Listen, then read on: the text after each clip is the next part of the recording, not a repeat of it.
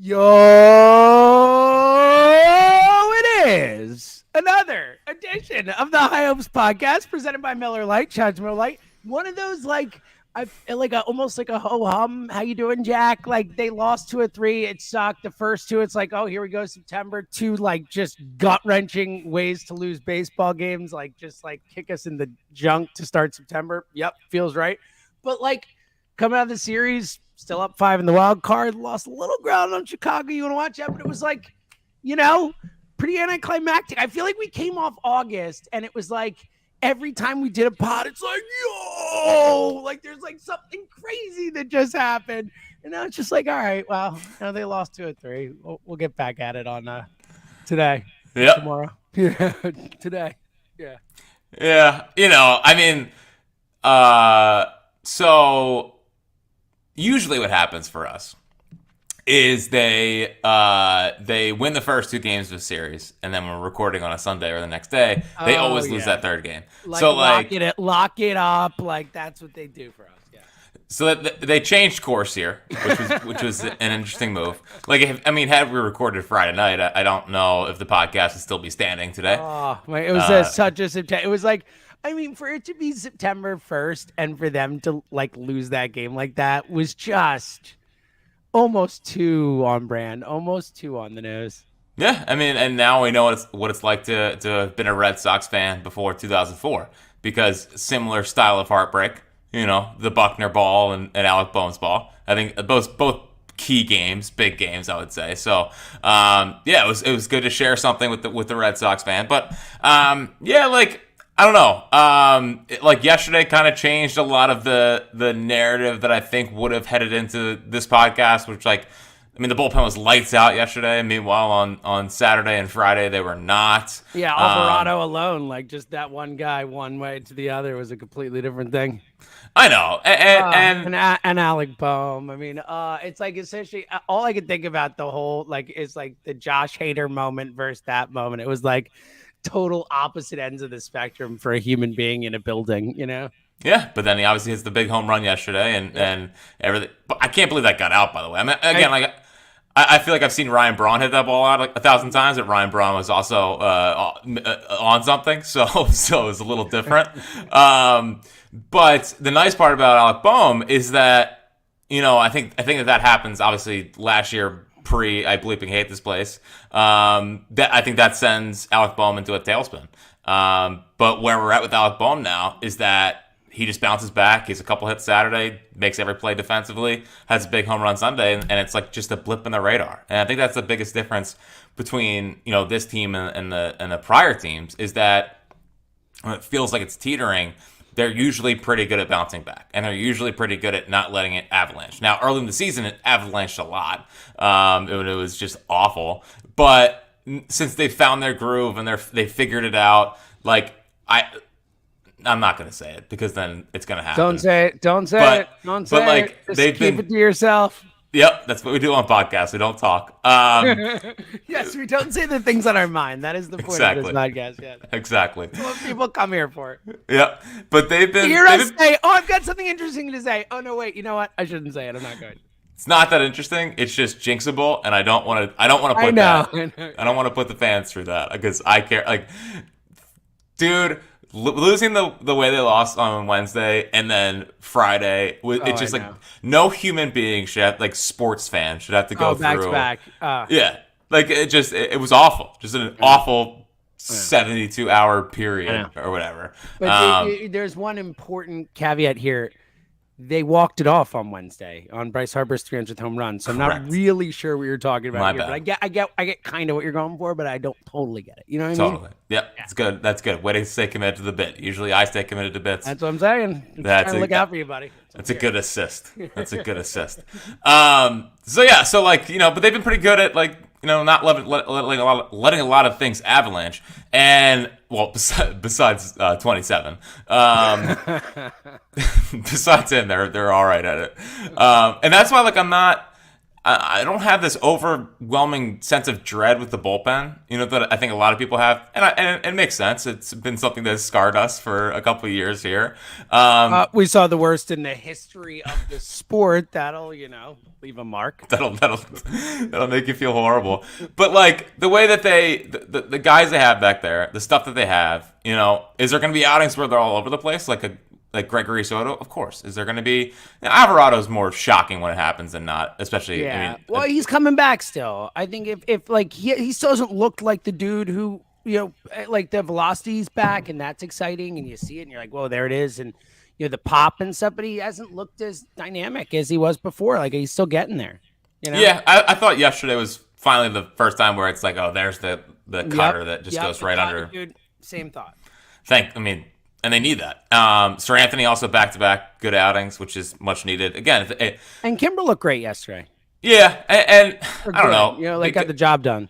Because with Kimbrel, if his velocity was at like 94 or like sitting around there and didn't have that same kind of pop, I'd be like, that's cause for concern. But like even during this down period, he still has been, he's been throwing decently hard. His command has been off a little bit, which is concerning, but he's still throwing decently hard. But like last year's bullpen versus this year's bullpen, I mean, it was pretty much just Sir Anthony and Alvarado in the postseason. I mean, David Robertson would go out there and pitch, but it wasn't like good ever. It felt like the talent level this year is just—it's so much different. It's so much different. Even like Soto, who's a hit or miss guy right now. I mean, just the arm talent on that guy compared to Robertson or the other Bilotti, the Brogdon, like the guys they were bringing in games last year. Like it's not the same. No. And you have to hope that when you get into the postseason and you get into these bigger games and maybe the weather turns a little bit, that like, and velocity matters. Velocity does matter. Like that's one of those adages that matters in October. Like it does. Again, a lot of things are funny about the Phillies. But the funniest is for years of us just begging for them to sign guys to throw hard. Mike Morin out there throwing 70 miles an hour. It's like, just get a guy who throws 100. Blake Parker. I mean, Blake Parker was captain like split changeup that he threw over and over again. And now they have the hardest throwing bullpen in baseball. I mean, they're averaging 96.3 miles an hour out of the bullpen. Like, think about it. They all, like, every single one of them throws freaking heat. Like Alvarado, Strom, Sir Anthony, like the whole group. They all like bring gas, man. Soto, obviously. I mean, Strom probably throws the softest. Him and Kimbrel are the two softest. And they're both like 94, 96. Like, okay. Yeah. It's a good time to be alive. So, yesterday, I actually thought Rob Thompson had a really smart day yesterday because with Yelich and Frelick on the bench, like he didn't give them any opportunities until the ninth to pinch hit, so he kept putting lefties in there, so they couldn't bring them out of the bring them off the bench, which I thought was smart. But yeah, it's just Friday sucked, and I get it, but it was just a normal like the series loss. Like they're gonna lose series, like they are. It is what it is. The offense I still thought looked pretty good. I thought that was one concern I think a lot of people had is that they go on the road, the offense lacks, but the Brewers have like a sick staff. Now they didn't face Burns, so like that helps. But like the offense, still the bullpen, like that bullpen's awesome, and First off, I'm shocked that the Phillies have the hardest throwing bullpen in baseball because I feel like everyone for the Brewers comes out with 100 with like 2 inches of sink. So like I think it's important that the offense carried over and didn't go into a tailspin when they faced a good Brewers staff, and Wheeler was really good still, and I thought Ranger actually looked more like Ranger than we had seen before he went on the IL. Yeah, and look, I mean, Trey Turner okay, like I not in my wildest dreams of a turnaround that I imagine we'd see. But again, the dude just keep like clutch hit after clutch hit, clutch home run after clutch home run. It's been unbelievable. Well, and that's why I was surprised he struck out. I thought Saturday was. I was shocked. Shocked, dude. I was like, is he really gonna do this again? I expect him to come through in every situation now. It's unbelievable. Like you said, Bohm had the big homer. I think from an offensive perspective, the way they battled again, coming back in that game Friday night in the first place to take the lead was awesome. And this team yet again, Yesterday goes down, comes back to win the game, just the hallmark of what they are. And, it is just ironic, I guess, and funny that what was the stat? They were 7-0, right? And then they lose back-to-back games that Schwarber leads off for the home run. Was kind of funny. I didn't think about it until it happened. But look, you lose 2 or 3 in Milwaukee, but you lose 2 or 3 that you could have won either of those 2 games.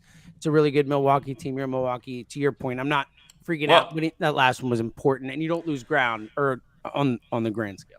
Yeah, well, and the thing about the Brewers, what's so funny is that August we talked about was like the most magical like baseball month we've had. Oh, the Brewers were better. Yeah, dude, the Phillies had the 6th best record in August. Like again, like the way that we talked about it was like they didn't lose a game, but like I think the Dodgers went 23-4. Yeah, the Dodgers were insane, like insane in the month. I know. Mariners were insane.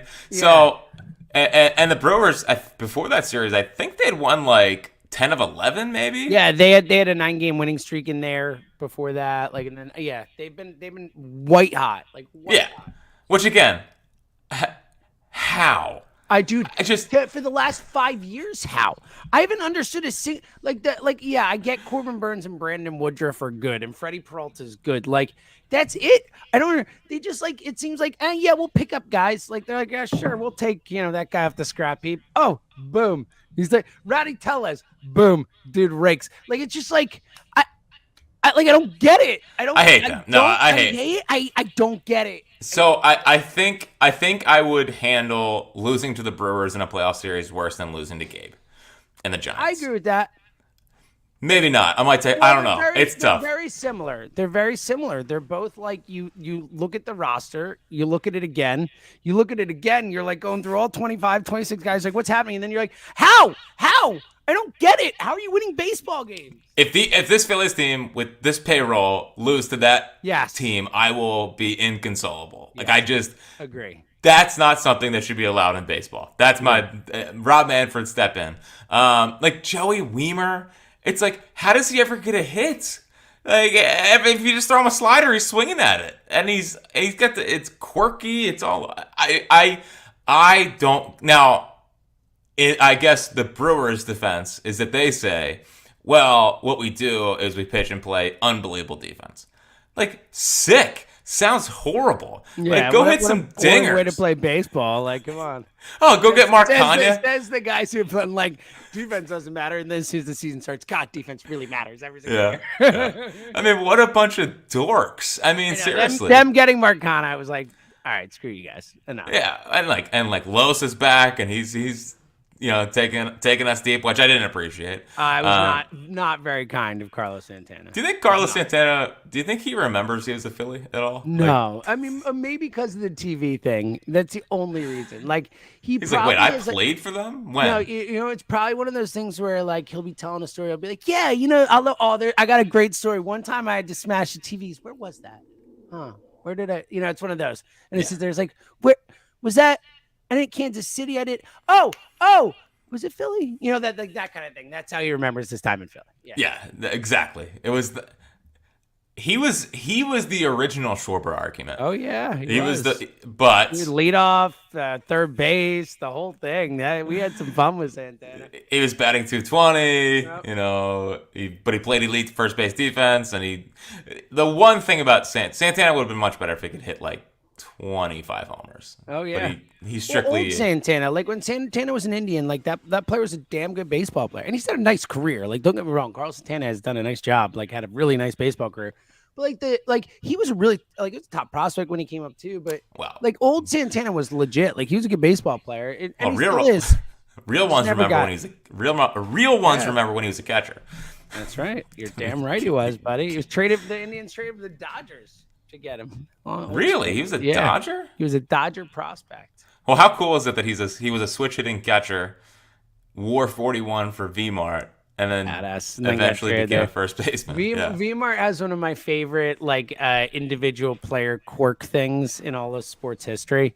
And I'm sure there are other guys who had it, but V-Mart was the only one I knew. That every team he was ever on, he used to have an individual handshake for every single player on the team.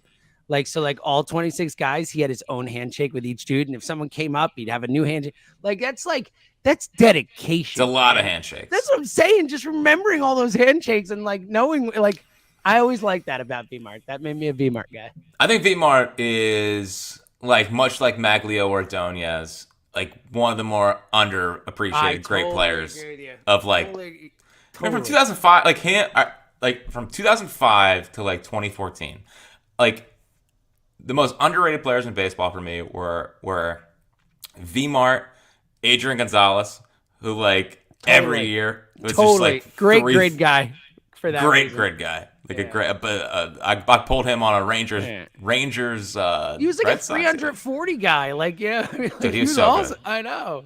Maglio was super underrated. Konerko, we've talked about him. He was super underrated. Yeah, there are some dudes in there that just kind of get lost. Dude, V-Mart's swing was just beautiful. I loved him. Switch hitting catcher also. Yeah, Travis Hafner. Pronk. Yeah, that's great. I did a couple of years where you're just hitting bombs. Yeah. They go from Tomei to Hafner, and it's like, we'll be all right. Yeah. We'll be all right. So go Phils, obviously. Grid talk, just diving in. So go Phils. But yeah, no, like that Brewers team, like I get it. Like you guys want to play defense, but like when what makes it way worse than anything in the entire existence as a baseball fan is when I have to watch my bullpen / starter meltdown on Saturday, and it's like at the hands of Tyrod Taylor or Tyrone it's Taylor. Exactly right. It's such a perfect way to put it. It's like, no, you're right. It's like losing to Tyrod Taylor. It's like in football. That's it. I'm happy you said Tyrod because that's the exact same feeling. You're so right. It's like, how is this dude doing this? He's batting 204. Yes. And now I'm a batting average guy when it's not about Schwarber. I get it. Yes, pick and choose. All right, well, let's get to that because that was the clear most disappointing part of the entire weekend. Even I guess Friday. Friday was way worse. Friday was worse. It was, but I mean, like it was all right. Nola looking good. With 7 shutouts, 7 2-runs. We're starting to get there, and then it was like the most Aaron Nola outing ever. It was just like, yeah, that guy. There he is. I know that guy really, really well. I almost cursed. I almost said really bleeping well. I didn't. I know that guy really bleeping well.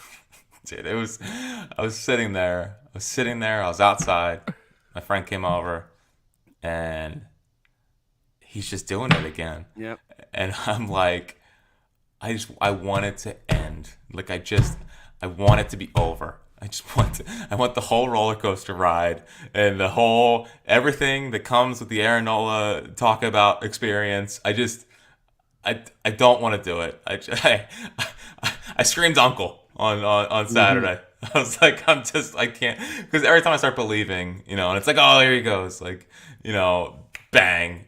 7 runs to the freaking Brewers on a Saturday night coming off a game where they have an unbelievable late comeback and if Alec Boehm just can field a ground ball, they probably win that game. Jeff Hoffman comes in and it's like a hero. He was great. Hoffman was so great, man. I feel bad for that guy because it'll just get forgotten because of the Boehm error. But like to come in and get that strikeout and to get a ground ball there was like a really outstanding job. Well, and then immediately talk smack. I know.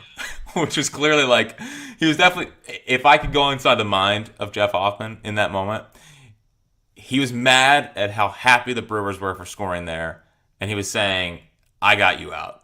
And I agree. Do not be happy. Totally agree with you, which is fair. I think he's right about that. Well, it's a very Fritz move to make. It's such a Fritz move. He definitely ingratiated himself to you with that one. I saw him, and I was like, you know what, Jeff? I've been there. Now, like, it happens in Babe Ruth or Legion or high school, a little different than in the big leagues, but similar mentalities. So what can you do? But yeah, and then Saturday you're just sitting there and you see it coming. You see like the worst part about an Aaron Nola start when it starts going bad is like just the body language completely shifts. It like the first inning, dude, he comes out freaking 95 mile an hour seeds, and I'm like, dudes out, like boom, boom, yep. And the second it turns, shoulders shrug, everything slows down. you get like, a little down about yourself, and all of a sudden you look up and like 5 runs are on the board, and it's like, well, why? Like, why?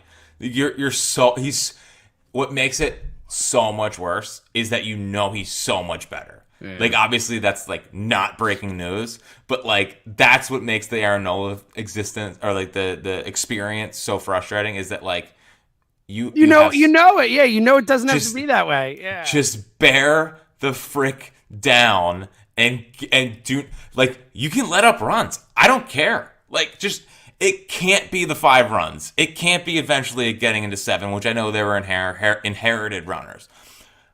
Just keep it at 2. I'm not asking for shutouts, but the offense is raking right now. Like, just when things are going bad, bear down and get out of it. And like that's been the home runs are obviously a problem for him this year. But like we said 2 starts ago, you can allow your solo home runs, whatever. It's the extending of innings that is totally, jacked up this season. And Saturday it was like, we're here again. Never believe is the official statement. Never believe. Yeah. If he does it, great. If he does it, awesome. Like, if he goes on a run, we're winning the World Series. But like, do not let yourself believe. That's my goal. That's the main message of this podcast. Don't believe and just hope. How about that? I hope it's not a strategy. You've mentioned that before with Harrison. It's the only strategy with Aaron Nola. There is no other strategy. I'm very with you. And I, even when I like these last few starts, like, oh, maybe he'll be good. Like, I didn't think he would be. I hoped. Like, there was no part of me that last night actually truly believed Aaron Nola was going to go out and shove. I hoped. I maybe convinced myself it was possible.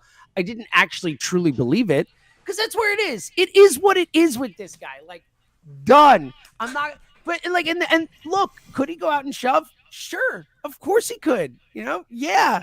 I'm never, ever, ever, ever, ever, ever, ever count on it. Like, it's just what it is. And to your point, the very first thing you said, like, yes, I can't wait for it to be done too. I'm going to pray we get a little run out of the guy. Then good luck, Rangers fans or Astros fans, wherever the hell signs him. Like, he's a Cardinal. He's a Cardinals fan. You're right. Yeah, then he'll shove in St. Louis with the best fans in baseball and baseball heaven. Yeah. All right. And I'm just saying this now because I can already tell where this is going.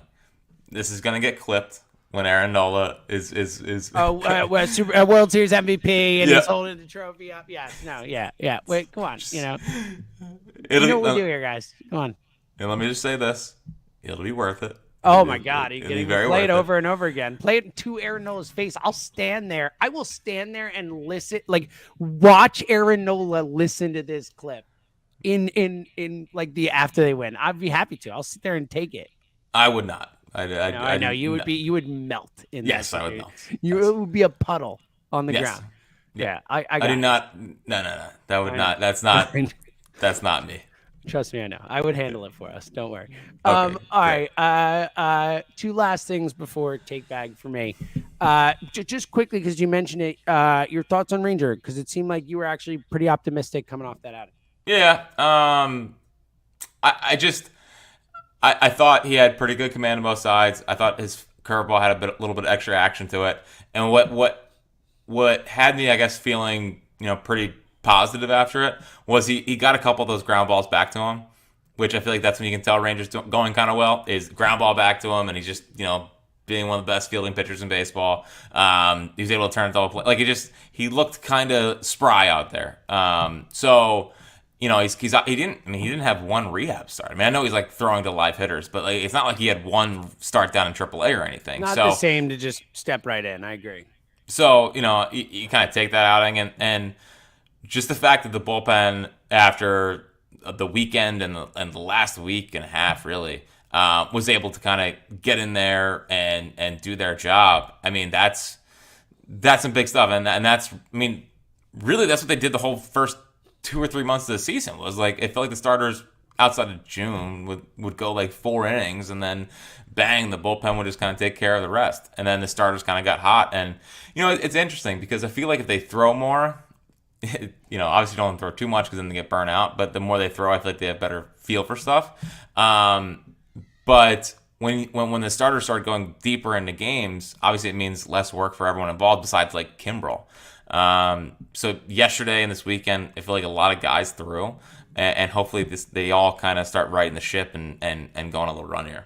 Yeah, that's huge. And especially with Ranger, because I think, look, no matter how this plays out, even if Nola goes on a stretch here where he's great to end the season, like all Phillies fans are going to trust Ranger more in a big spot than Nola. We all are. I know you and I will, that's for sure. So, like seeing Ranger look good going into the playoffs would certainly do a lot for my mental psyche, Jack. That would be big. All right, last thing. And it's a weird one. We've had some weird ones. You always bring up, like the weird positional things, like having the worst bullpen ever, having the worst center fielder for the first. So, we always are the worst at something. This is not a specific worst or best, but like the JT home run thing is freaking weird, man. Like he really does look like a different guy. Like we hadn't been on the road much, like during the 19 out of 23 or whatever at home. So it was just like, wow, JT stinks. You gotta forget. And then they go to Milwaukee, and all of a sudden it's like, oh yeah, like that dude's good. Like what the hell, man? Yeah, so he's at home. He's batting 201 with a 601 OPS, and then on the road he's batting 308 with a 963 OPS. Like yeah.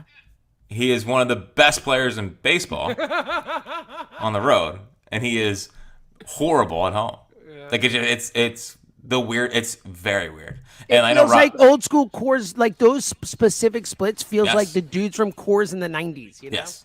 Well, and like Rob Thompson, I know he joked about it with the 4 kids thing. I know, which is a great line. But at the same time, like, I mean, it's not like, I think they come on the road. I guess they probably not every road trip, but I don't know. It's just whatever. I mean, if they have to go on, they're gonna have to go on the road in the DS and the CS. But and obviously, hopefully, the World Series. Garrett Stubbs start every home game, and JT just play on the road. Is that what we're going for here? I guess. I mean, it's so weird, dude. It is like, again, it is reached, and it's reached the point of like, that's really weird, and I don't know what to say about it anymore. Like, it's not like that's fluky. It's like, this is weird. It's the full season now. Like, what's going on here? Well, and he also hit a ball, like, I mean, the one to center field, the homer, like that was, he crushed that baseball. That ball's destroyed. He just like smoked it. Like, it's like, I mean, if that's at Citizens Bank Park, I mean, that's over the freaking trees out there. It's like killing the bricks. I mean, that's like, I don't know. I have no idea what to say either. It's, I guess, well, at least, I think this is why it never felt like JT was really killing them, because, like, I guess his road numbers are just carrying up his entire kind of offensive season. Yeah. But I guess, I mean, like, once again, they are so good at having bits. Well, it is. They're the best ever at bits, Jack. It's so funny. We are a podcast of bits. Yeah, yes. And it's nice that the baseball teams has translated that. It's good. What a great point by you. They're like such a perfect team for this podcast. I had it written down in the take back.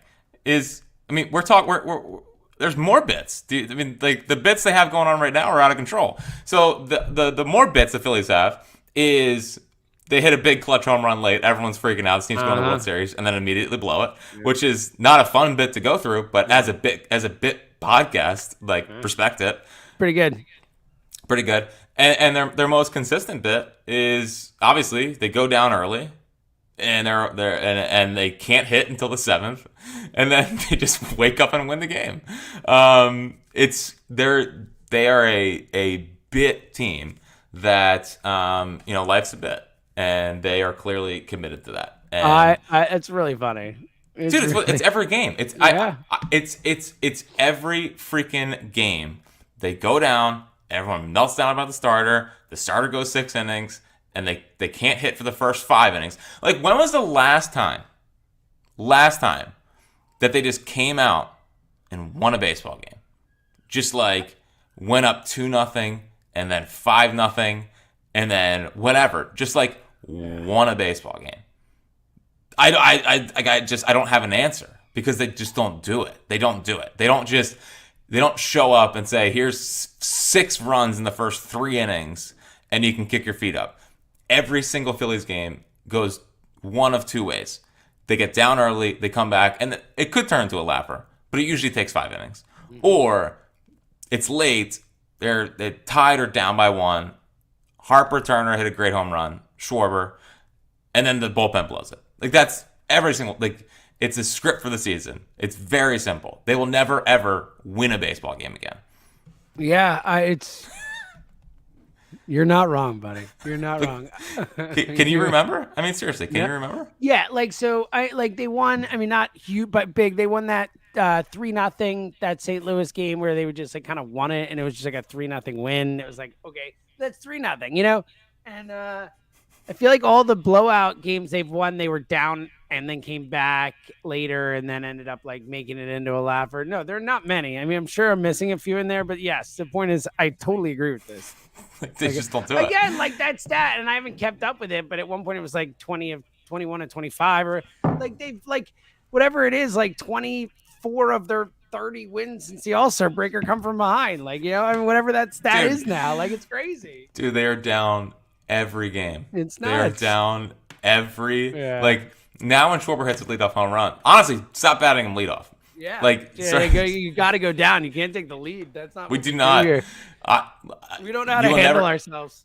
You will never find a human being more comfortable being down 2-0 than Phillies fans this year. So funny. Like it's every game, dude. It's every game. But the bit of like think about we talked about this last podcast, but the Harper home runs they've wasted. And, I know. And now the Turner. I know. That's a bit I don't enjoy. Yeah, personally, it's kind of the worst bit. Let's no, it's the worst. Yeah, there's nothing because it's such a high. Like when Turner hit that home run, like one thing for your bullpen to just blow a game, like it happens. It's frustrating. Like we hate it. Like it's another thing when you blow a game after you have the euphoric moment of I can't believe that just happened. I can't believe we're gonna win now, and then you lose. Like it's so much worse. Well, and they're wasting like so many yearbook moments. Yeah, Again, wow. like I mean, that's a good point. Like, I mean, think about it. The Turner home run, like that could have been the back-to-back home runs off of Hader last year. It could have. Like, right. Instead, no one's going to remember the well, people will, but no one's going to really remember the Trey Turner home run on Friday night. No, it was funny because I was at a wedding, and it was the first game that like I didn't see until the 7th or whatever, and being able to get home. By the way, Walker was great. First time away, which is very exciting. Good for you, buddy. That's very exciting. Just a winner. But we did leave early because we're not. I get it. That's the point of having a kid. You can use it as an excuse. Oh, I love it. I love being able to. Hey, first time parents. We got to get home. Great. I'm sorry. It's amazing. Nothing we can do. Sorry. And everyone's pretty understanding. That's the nice part. Yeah, parents understand parents. That's right. But I get home, sit down. I had a bit guy. I had Rally Fritz going. There you go. And then Trey does it, and I'm like, this freaking guy. Like that's all he does. That's all he does is hit big home runs. So whatever. It was a good time. It was actually probably the least Phillies baseball. Like I went back and rewatched the game today, but yesterday I was golfing, so I didn't see a second of it. Well, look at you, a whole weekend away, buddy. I just got a notification that they won, and I was like, "Wow, should I never watch again?" I mean, some are saying, Some are saying. All right, are you ready for the take back? Yeah, well, obviously, I've got a draft to go to, and you're just milking it. And no, I'm just kidding. No, I know. Seriously though, shout out to the Miller Lite Bar of the Week. I actually love this place. So this is like my mom's favorite place. My mom lives in Doylestown now. She goes here all the friggin' time. This place is great. I've been there. Zoe's been there. The whole crew. Today's Miller Lite Bar of the Week, the Station Tap House in Doylestown, where you can watch all Phillies game with $4 Miller Lite Pint specials. Go to thestationtaphouse.com. Have spent many a meal at the Station Tap House. It is a great place with great beer, great Miller Lite there. Go have a good time. I was golfing at Wilmington Country Club yesterday, and round was done. Went in, had a crisp Miller Lite, and as you should. I usually just drink them, obviously at home, but like they had the mug that was frosted. Oh, it's into amazing. The Miller Lite. Oh, it's so good. Again, I think if they replaced Gatorade with Miller Lite during games. Oh, I like this. This is a great. I mean, It's way more refreshing. First of all, Way more entertaining. You know what I'm saying? It would make the games. Yeah. It would make the games way more entertaining. I'll say that. Yep. Love All it. right. All right. Take back. Did you know that Stott's fourth in WAR amongst second basemen? I did not. Not surprising though. I mean, Yeah. like if you asked me, is he a top 5 second baseman in baseball? I'd say, yeah, I think so. Yeah. It's good. He's our guy. Although I will say, it was semi-jarring that both him and Harper had an over this series. Oh, I know, dude. Trust me. Particularly Harper, because when he gets into these zones where he's like the hottest Philly we've ever seen in our lifetime for 2 weeks or 3 weeks or whatever it is, sometimes longer, like it is very jarring when he goes cold for a series.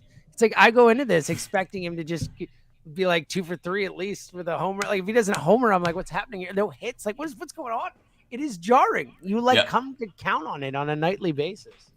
And I've already, I'm trying to get out in front of the on-swell of he hasn't gotten a hit since he came on Marks and Reese. Good work by you, yeah. So I would like for this to turn, so we don't have to, I don't need to be blamed if the Phillies season goes awry. Okay. Yeah, it does seem like you get one way or the other. People are going to come at you with blame or adoration. Oh yeah. No, I would again. You have a lot of power over this team. Who knew? Well. And I've developed quite a few haters. Like it's like I always look at my mentions and I'm like, what are you so mad about? You know what the weirdest criticism of me is? What? It's not really criticism. Like people call me a nerd, and it's like, have you ever listened to me talk? I sound like an idiot. Like there's not much going on up here. You're not very nerdy. Yeah. Not nerdy. Not nerdy. No. There's no nerd. No. There's no nerd. Dumb. No. Dumb. There's no nerd. Yeah, remember being dumb, guys. Come on. Well, it's just like there's nothing. I'm a big dude. Played sports. Yeah, you're definitely not a nerd. No, yeah. There's I'm more nerdy than you are. You're way more nerdy. You read I read fiction books. Many books all the time. Yes. There's no point. There's no point. I love books. Anyway, I love reading books. It's great. It's great. Are we sure the Phils won 10 games in a row on the road? No, absolutely not. Wasn't it like no 11? way. Wasn't it like 11 or 12 Did it get actually? to 11? I think it was don't know. 12, wasn't it? Because wasn't like the record 13 and they lost to 12 or something like that? Yeah, I'm pretty sure it might have been 13 even. I think whatever it was, they tied the franchise record and then they lost. So no, that doesn't seem like it actually happened. No. It really doesn't. And maybe because everything's turned around at home. 12. 12. Yeah, so there you go. Look at me. Terrible. But like again, like I guess because everything's changed at home. Because at home during that point, I was like, oh wow, they're tight playing at home. Now it's just like they go on the road and it's like, oh no. Well, the ovations changed everything. Dude, like they're back. Like think about it. They have a 12-game winning streak or whatever on the road, and they're like 2 games under 500 on the season on the road. It's crazy. It's crazy. Well, they were because they were when they had that. We were talking about like they were like 15 under or whatever. Is there 12 unders? It's not surprising. Yeah. Kyle Schwarber has a positive WAR. I would like that to be point. Like it's 0.1. We made it. Congratulations to everyone involved. Yeah, thank you. Does anything make a baseball announcer happier than when a crafty lefty or like soft tossing righty is having a great game and they can utter the phrase, "See, you don't have to throw 98 and strike everyone out." Yeah, nothing makes an announcer happier. He's getting by on guts and guile out there. Yeah, dude. It's totally. Like, yeah. It's like, just right, shut dude. up. Right, shut up. It's so annoying. Yeah, that dude hit it 115 miles an hour, but he hit it right to the outfielder. All right, dude looks great out there. Cool. Yeah. Didn't hear that when Wade Miley was allowing a 480-foot home run to JT Realmuto or a laser beam to Alec Bohm about how, you can get guys out not throwing 98. It is funny because Wade Miley hitting them for 5 2/3. We didn't talk about how on brand that was too. You want to talk about bits like the soft tossing lefty just shutting them down for almost 6 was like, yep, that's right. So let me say this. Tom Eshelman. Is Tom Eshelman coming in to relieve him? What's happening? Please don't bring up that name. Dude, I think that was speaking of former Phillies bits. when they'd only draft Cal State Fullerton pitchers because was it Ricky Romero that went there? I believe he was like the GOAT of Cal State Fullerton. So you know what we're gonna do? We're gonna draft Connor Seabold. We're gonna get the next Ricky Romero. we're strictly Cal State Fullerton guys. That's all they draft. That works. Yep. Not a fun bit. Not a fun bit. But I was gonna say, I need Wade Miley to be a Philly at one point. He's just the perfect fifth starter. You know what I mean? He's actually had a pretty underrated career. For what you, he's got a 3.12 ERA. He's had a nice career, Wade Miley. Yeah.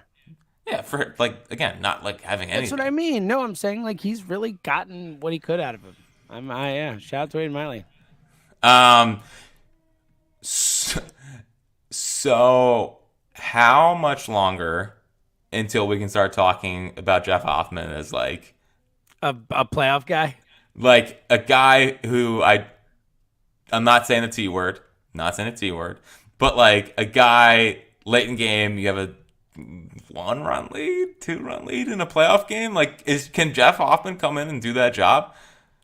Well, look, I mean, he came in and did it. That was a really awesome job he did. I mean, he came in bases loaded, up a run, 1 out, and got out of the inning. If Alec Bohm makes a play that he normally makes and every third baseman makes, I think that if Bohm makes that play and they win that game, I think we're talking that. I think people are having the Jeff Hoffman conversation more. But he was also really good yesterday. He's just good. If you're just asking me, would I trust Jeff? Yeah, I would. I would trust Jeff Hoffman to come into a big game in a big spot right now. Well, and they fixed something mechanically with him because even when he was good when he first got up here, it still felt like he would walk the ballpark. But now he's kind of doing what Alvarado did last year, where he stopped walking people and just said, I'm going to fill up the strike zone. And you should, Jeff. You throw 97 with a wipeout slider. And the slider is nasty. And it looks like it's increased in movement too. They figured out something. Great. They must have, because it's looked like a devastating pitch lately. It looked awesome a couple nights. Yeah, this whole series. I'm liking the Jeff Hoffman experience. Me too. And then final thing in the take bag is the Contreras ball in the 8th. It really did give me some hope for the Yordan Alvarez home run. You want to know why I thought that was a pop-up? Is because I thought that Contreras ball was 450. I did too, for what it's worth. I didn't think it was 450, but I was like, that's definitely gone. Gone. I'm happy you brought this up, though, because going back to the J, can we very quickly talk about how annoying it is to watch a game at Miller Park with the home runs? You couldn't back center field up a little bit. Oh, it's so dumb. It's you never know if it's a home run or not. So did it bounce? It hit the wall? What the hell happened? It's so annoying to watch a game there. Fix your freaking stadium. Well, that's dumb. The home run in Minute Maid. You have no idea if that's a home run. No idea. I hate that.